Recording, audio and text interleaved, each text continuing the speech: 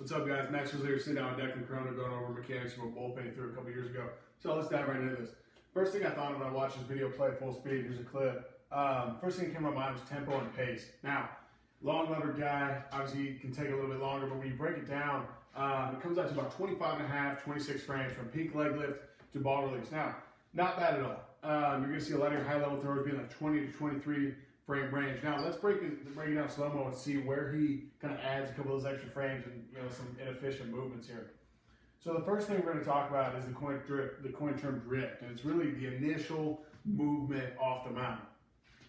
First frame here at peak leg lift, kind of see the line up through the foot, up through the rubber. Not gaining much ground. Okay, there's a couple inches there. It's tough to see with the black shorts on, but you can really dive through that glute as you're coming up. And again, I call this a one-piece stride rather than a two-piece stride. So the one piece, you're going to be up and out at the same time rather than up and down. And this is really getting to be a two-piece stride. Now what this is going to affect down chain, you're going to hinge, you get in a good hinge position of the still frame, but it's really late and it's out of it very soon. You're really not maximizing that output from the glute. So let's kind of look what that looks like. And then this is also going to throw timing off all the way up the chain. So here, again, good still frame, backing up a few. Okay, stable through the ankle, good vertical shin angle, riding that hinge down, okay, riding that glute, letting gravity take us down the hill here, okay, and after this is when things start to get a little sketchy, okay, frame by frame, bam. So right here, red circle, I know it's tough to see, but this is the first frame where that back heel, your back heel comes out of the ground. Now what this means is you're really starting to lose that drive, and at this point, everything is starting to push and shift forward. So what you're going to see yourself do here in the next couple frames, this back knee is going to drive and start to push. You're really going to create this. Now, what that's going to do is you're really going to start creating a push uphill like this, causing the hips and the shoulders to go. This vertical plane for both the hips and the shoulders is where you're going to see yourself finish and land, and then you have to fight to get back downhill. Now, from a timing standpoint, you are about 10.5, 11 frames from here until release, which again is not bad by any means. I assume you're creating good velocity here in this video, upper 80s, low 90s, but riding through that is going to help everything be more efficient down chain. Again, high level throwers are going to be 8 to 10 frames, you're 10.5, 11, somewhere in there. So you're moving through your inefficiencies fairly well.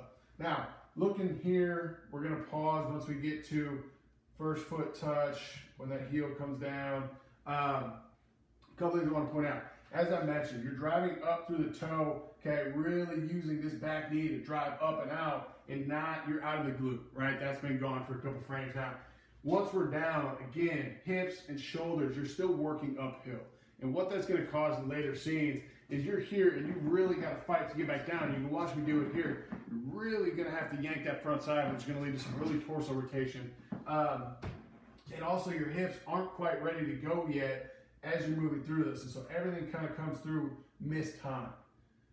And you'll see a good frame here. Now, hips are starting to come through. This is that first foot plane, excuse me, when the front foot is, you're really starting to bear weight on that front leg. Now, you brace well, which allows everything else to finish and come through fairly clean. But here at land, it'd be much better for you, in a power generating concept, to create counter rotation through full foot strike. So let's kind of watch that through again from the side, right in here. Really see that shoulder yank, glove side out. Now, as we move forward through here, okay, getting out into the finish and the release, you get to good positions here at the end. You're stable, both the front, backside still tied down, working uphill, up through ball release, good angle, everything rotates well around the T-spine. You can see that here next to the front view, okay? Good plane, shoulders all the way out through the ball. As we kind of go back into the finish here, you release the ball right at about front foot. By no means is a bad thing, but a guy with long levers as yourself, I think it'd be definitely doable to gain another couple inches of the stride, a little more extension with the chest, which is going to again create a little more finish to the release. Now, let's go through and take a look at some drills we can do to kind of restart back to the beginning. Start with that drift and how that can affect everything else going through our mechanics. Back here with Declan Cronin, guys. Just went over the mechanical evaluation from his video from a bullpen a couple years ago. Now we're going to go through some mechanical drills to kind of work on some of the inefficiencies here. First thing we're going to talk about is stage 1, right? We get our drift phase. Now, very simple. I call this a drift stride. Now, as I touched on this in the video, Declan gets a very 2-piece stride. 1, 2, right? Still gets out, still gets to the glute, still gets that hinge point, but it's at a slow pace. Again, adding those frames that I mentioned earlier. So, very simple way that I like to kind of think of this. Come set, okay, here, just up and out. Okay, a cue, a very simple cue that guys really will start to understand. You kind of see this chair back here, even with about my left side, left hip here. Okay, I'm going to be up, and I'm thinking about taking that right hip, that right butt cheek down to that chair. Okay, you'll hear it again. A lot of guys say sit in the chair, let gravity ride down the mountain, whatever it is. This is something I like to start with a flat ground. I think you'll really pick this up on flat ground early. But once you kind of get it going on flat ground, we need to transition to the mound. Okay, because again, that's where gravity is really going to help us go. Remote training wise, a lot of guys don't have a mound in their house, but everybody has a step. You know, there's a step anywhere. Same type of feel. Get on the edge of a step, okay, up, feel yourself, ride that hip, ride that glute down that step, let gravity do the work, pulling you like it would pull down the mountain. Once we have a good grasp here of the drift and kind of working through that hinge and letting gravity take us down to the glute, yeah, I really want to talk about the step and stride. So, as you remember going through the mechanics, heel comes out of the ground early. This is a very simple movement as well, okay? Just step in and go, right? Only cue that I'm giving you here, Declan, is to feel that heel hit the ground and stay in that heel as long as possible. So, boom, boom. So again, kind of an extension of the drift stride. Now, at the end, we're gonna add this here, okay? You're getting to that heel, you're drifting out through the stride. Now, once you're front foot contact, everything's gonna kind of drag through, okay? You're gonna feel yourself brace up, everything's gonna pull, you're gonna create that triple extension to that back leg, replicating what you should be able to do here on the mountain. So, again, very simple movement here. Heel, okay? Heel contact, go, and feel that. Now, again, something that needs to be translated to the mound very soon.